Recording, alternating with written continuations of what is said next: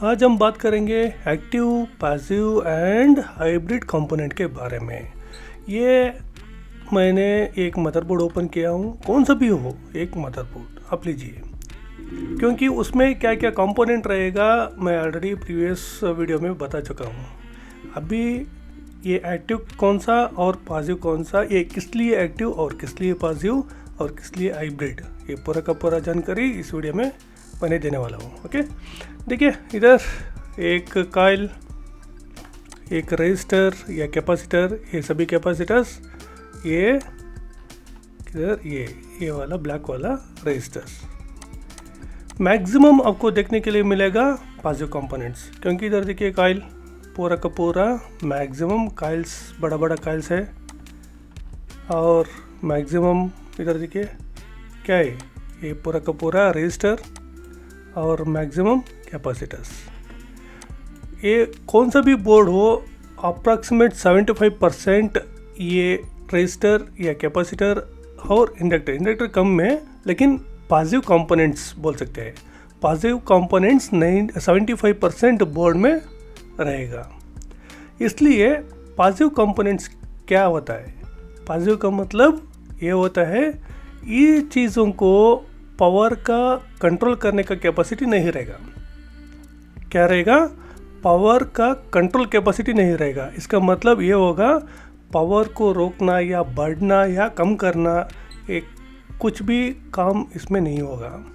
Okay, ये resistor का बात किया तो थोड़ा कम कर सकते हैं, रेजिस्टिविटी जैसी रहेगा तो क्या होता है करंट कम हो सकता है, लेकिन ये पावर जो बोलते हैं ना वो कंट्रोल नहीं होगा। उसमें पावर कंट्रोल करने के लिए होगा एक चीज़, वही एक्टिव कंपोनेंट्स। बाद में वो चर्चा करेंगे एक्टिव के बारे में।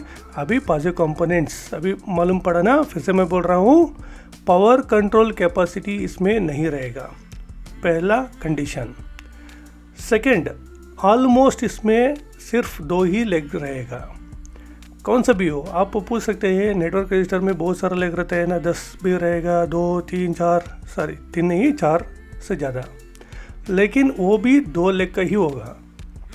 ओके, आप एक बार चेक कीजिए, रजिस्टर, नेटवर्क रजिस्टर, कोई भी नेटवर्क रजिस्टर हो वो सिर्फ 2 लेग का होगा। अभी पता चला ना, पॉजिटिव कंपोनेंट्स पावर कंट्रोल नहीं कर सकते, उसको पॉजिटिव कंपोनेंट्स कहलाता है। वीडियो चालू करने से पहले आइए हमारा चैनल पे आपको welcome to my channel laptop secrets.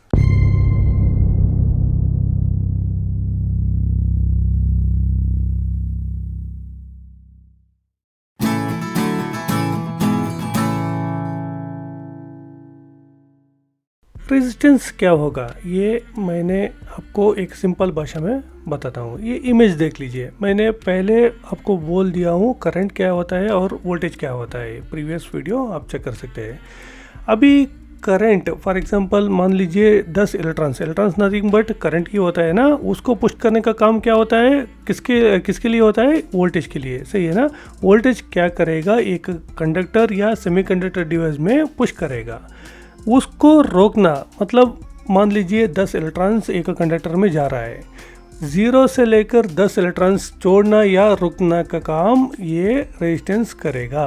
Resistance का मतलब रोकना किसको, करंट को। करंट का मतलब इलेक्ट्रॉन्स, 10 इलेक्ट्रॉन्स या 0 इलेक्ट्रॉन्स सभी को उस कंडक्टर में छोड़ना या रोकना का काम रेजिस्टेंस करेगा। फिर से मैं बोल रहा हूँ, इलेक्ट्रॉन्स को फ्लो करना, रुकना या नहीं तो थोड़ा कम करने का काम रेजिस्टेंस का होगा। ये 10 इलेक्ट्रॉन्स मूव हो रहा है, 10 को छोड़ देगा, नहीं तो 9 को छोड़ देगा, 8 को छोड़ देगा, 7 को छोड़ देगा, 6 को छोड़ देगा, 5 को छोड़ देगा, नहीं तो कम्प्लीटली 1 को छोड़ देगा, उतना ही बस। वो कंप्लीट रोकना या थोड़ा अवॉइड करने का काम रेजिस्टेंस का काम होता है। वो जो डिवाइस करेगा ना उसको रेजिस्टर्स कहलाएगा। रेजिस्टर्स का मतलब अभी आपको मालूम पड़ा ना, करंट को रोकने का काम रेजिस्टर करेगा। रेजिस्टर का एक फार्मूला रहेगा, वही ओम्स लॉ, R = V/I। इधर R का मतलब रेजिस्टर होगा, रेजिस्टेंस होगा, V का मतलब वोल्टेज, I का मतलब करंट। फिर से मैं बोल रहा हूँ, R = V/I। ये कंप्लीट सर्किट में ये फार्मूला अप्लाई होगा। रजिस्टर्स का सिंबल्स देख लीजिए। फिक्स्ड रहेगा तो कैसे रहेगा, वेरिएबल, फोटो, एडजस्टेबल, टैब्ड और थर्मिस्टर, ये सभी का क्या है, सिंबल। आपके मदरबोर्ड में रजिस्टर कैसे दिखेगा, देखिए ये छोटा वाला, एक मीडियम वाला और एक बड़ा वाला पीछे साइड में क्या दिखेगा, ऐसे दिखेगा। ये एक मार्क भी रहता है और अनमार्क भी रहेगा। देखिए रजिस्टर का पूरा कलेक्शन इसमें देखने के लिए मिलेगा। हमारे लैपटॉप में CLR बोलते हैं ना, वो भी एक रजिस्टर है। R010 ये भी रजिस्टर, ओके। यही देखिए R005 और R010 कॉमनली हमको देखने के लिए मिलेगा। ये देखने के लिए ऐसा रहेगा, ये सभी रजिस्टर ही होता है। आपको एक इम्पोर्टेंट पॉइंट बताना चाहता हूँ, सभी कंपोनेंट्स का मतलब एक्टिव या पॉजिटिव कुछ भी हो, एक सर्क्यूट कंप्लीट सर्क्यूट रहेगा तो करंट पास होगा, कंप्लीट सर्क्यूट नहीं रहेगा तो करंट पास नहीं होगा। ये याद में रख लीजिए, सिर्फ और सिर्फ कंप्लीट सर्क्यूट में ही करंट आपको देखने के लिए मिलेगा। ओपन सर्क्यूट में वोल्टेज मिलेगा और कंप्लीट सर्क्यूट में भी वोल्टेज मिलेगा, लेकिन करंट देखने के लिए मिलेगा सिर्फ कंप्लीट सर्क्यूट में, ओके। आइए एक सर्क्यूट द्वारा सीरीज में रजिस्टर कनेक्ट किया तो करंट क्या होता है और वोल्टेज क्या होता है। ऐसे ही पैरेलल में कनेक्ट किया तो वोल्टेज क्या होता है और पैरेलल करंट क्या होता है और वोल्टेज क्या होता है।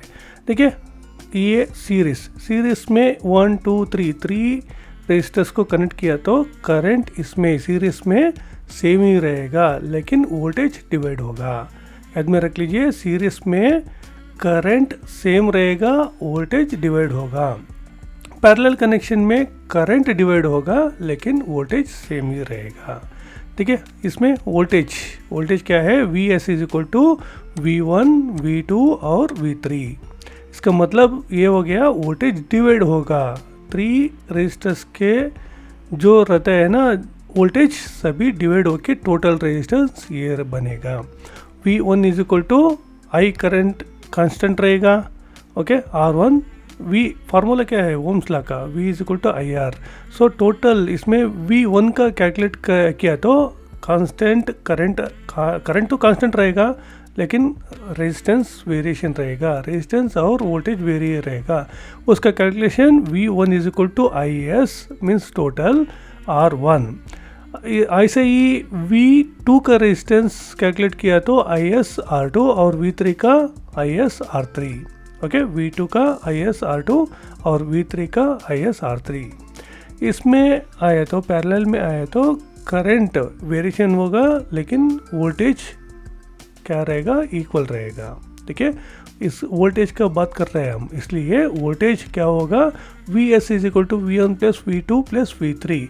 इधर V1 के लिए फॉर्मूला क्या होता है, V1 = करंट इंटू R1, इधर V2 के लिए करंट इंटू R2, V3 के लिए करंट इंटू R3, लेकिन ये पैरेलल में इक्वल रहेगा। Vs = V1 V2 V3 सभी को कैलकुलेट किया तो यही वोल्टेज देखने के लिए मिलेगा।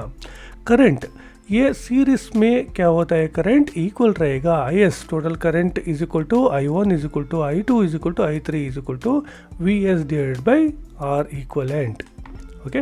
करंट पैरेलल में क्या होता है, डिवाइड होता है। ऐसे ही जो वोल्टेज सीरीज में था ना, ऐसे ही पैरेलल में ये करंट का फॉर्मूला आएगा। Total current = I1 + I2 + I3। ऐसे ही I1 का चाहिए तो Vs/R1, क्योंकि इधर Vs का मतलब इधर वोल्टेज कॉमन होता ना, इसलिए Vs दिया है।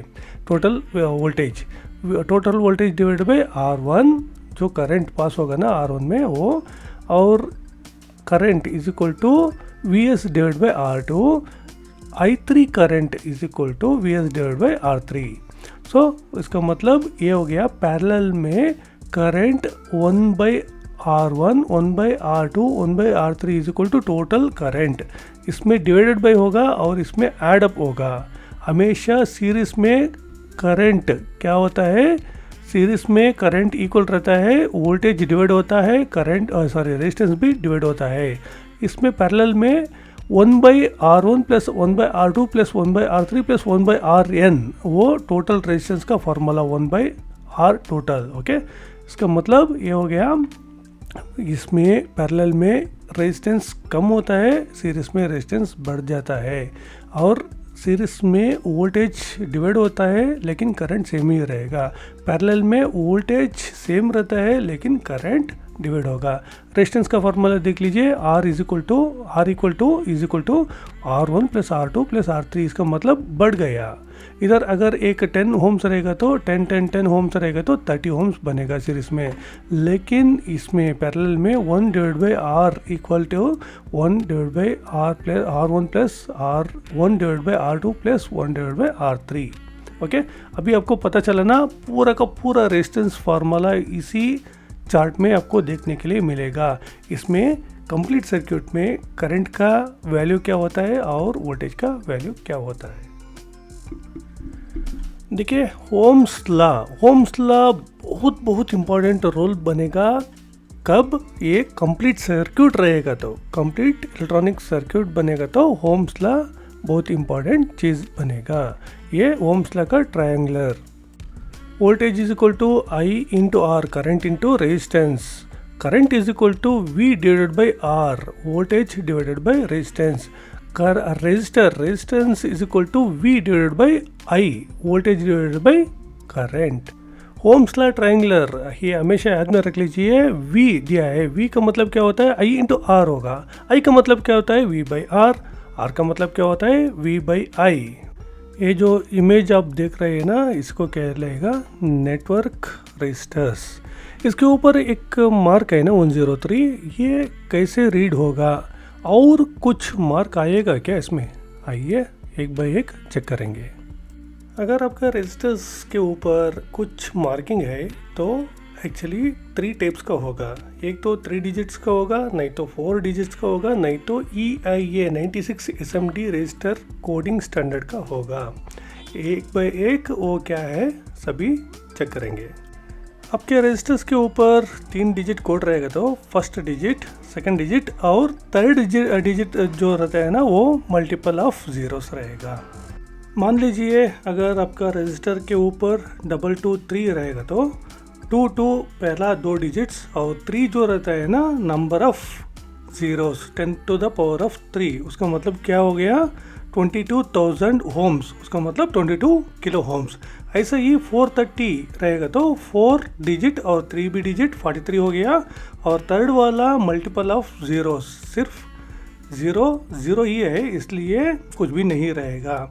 एक रहेगा तो एक ज़ीरो रहता है, लेकिन ज़ीरो है ना इसलिए कुछ भी नहीं है, इसलिए 33 ओम्स।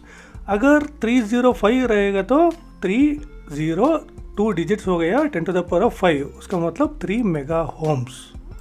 अगर 2R2 लिखा हुआ तो R का मतलब डॉट होगा, ओके, 2.2 ओम्स।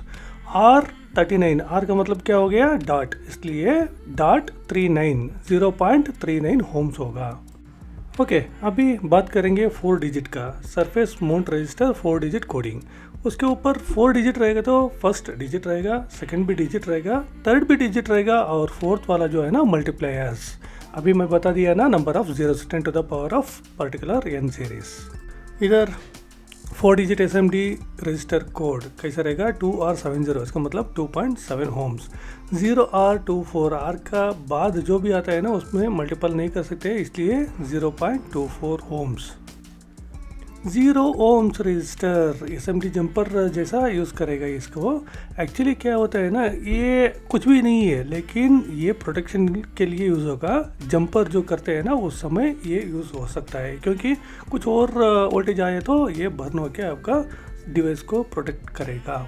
अभी डिस्कस करेंगे तीसरा वाला, उसका मतलब EIA standard 96 SMD register coding scheme. ये एक स्टैंडर्ड होता है, इसके हिसाब से नंबर दूसरा नंबर रहेगा, लेकिन नंबर के हिसाब से हम एग्जैक्टली पता नहीं कर सकते हैं। उसका एक एक्चुअली चार्ट रहेगा, वो चार्ट के हिसाब से ही हम पता कर सकते हैं। देखिए इसमें क्या होता है ना, 3 डिजिट रहेगा, फर्स्ट डिजिट नंबर रहेगा, सेकंड डिजिट भी नंबर रहेगा, थर्ड वन जो रहता है ना मल्टीपल, लेकिन इसमें क्या होता है ना एग्जैक्टली नहीं रहेगा, वो याद में रख लीजिए। According to the code only हम सर्च कर सकते हैं इसका।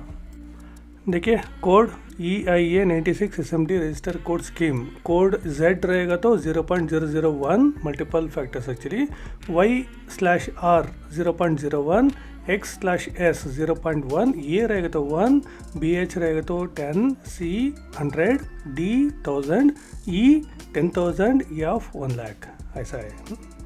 ये स्टैंडर्ड आप रख लीजिए, आगे काम के लिए आएगा, क्योंकि ये जो कोड रहता है ना 01 कोड का मतलब वैल्यू 100 होता है, 02 का मतलब 102, ऐसा है। पूरा कोड टोटल 96 का रहेगा, इसलिए EIA 96 कहलाएगा। अभी मैं दिखाता हूँ डिफरेंट टाइप्स का नेटवर्क रजिस्टर्स। देखिए 2 लेग 4 लेग, ये ऑन बोर्ड में कितना रहेगा, देखिए वाइट कलर का भी ये नेटवर्क रजिस्टर होगा। ये 2 लेग का means 2 network registers R1 R2। ये कितना 10 लेग का नेटवर्क रजिस्टर, देखिए कैसा है, 8 लेग का नेटवर्क रजिस्टर, और ये 16 लेग का नेटवर्क रजिस्टर। यही मैक्सिमम लेग का नेटवर्क रजिस्टर होगा। अभी हम कोई भी बोर्ड ले लेंगे, उसमें क्या क्या रजिस्टर हमको देखने के लिए मिलेगा, एक बार चेक करेंगे। एक बार आप देखने के बाद और दूसरे टाइम पे आपको कुछ भी डाउट नहीं आना चाहिए। ये पर्टिकुलरली आपको आइडेंटिफाई करना चाहिए यही एक रजिस्टर है। ओके, अभी रैंडमली ये बोर्ड ले रहा हूँ, देख लेंगे इसमें क्या क्या है। देखिए ये मदरबोर्ड का नाम ये लिए -K 453P, ये पार्ट नंबर 2021 लेटेस्ट वाला है। इसमें ऊपर से आएंगे ये डाटा बोर्ड में क्या है, इसमें इधर ब्लैक वाला रजिस्टर।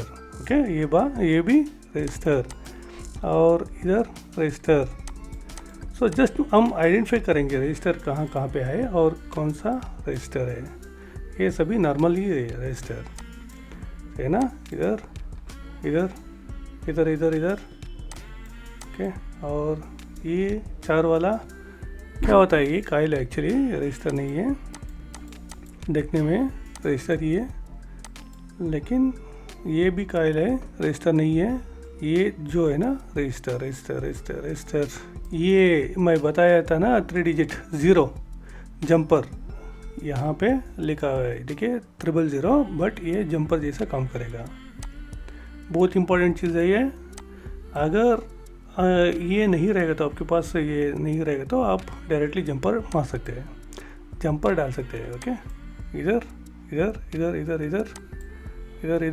और किधर है ऊपर, ये आईसी के सामने देखिए कहाँ पे आएगा। ये भी 000 का है, देखिए 000 सही ना, ये आईसी के सामने है, डायरेक्टली वोल्टेज इसमें इंजेक्ट हो रहा है। इसमें सभी नॉर्मली है 101, इसका मतलब 1 डिजिट 0 डिजिट और 1 0 1 0, इसका मतलब 100 होम्स हो गया। ओके, ऐसा ही बहुत सारा मिलेगा देखने के लिए, चेक करेंगे। इसके ऊपर आया तो आईसी के सामने इधर और एक 000 का है, इसमें छोटा वाला नंबर नहीं है, उसमें ये सभी में नंबर नहीं है। इसमें कुछ नंबर है 4 और 7, इसका मतलब 4.7। ओके, इधर देखिए 4 और 7 का मतलब, आर का मतलब क्या हो गया, डॉट, 4.7 इधर भी है, इधर और इधर 4.7। ओके, 4.7 होम्स का, 4.7 होम्स का ज़्यादा मिल रहा है देखिए।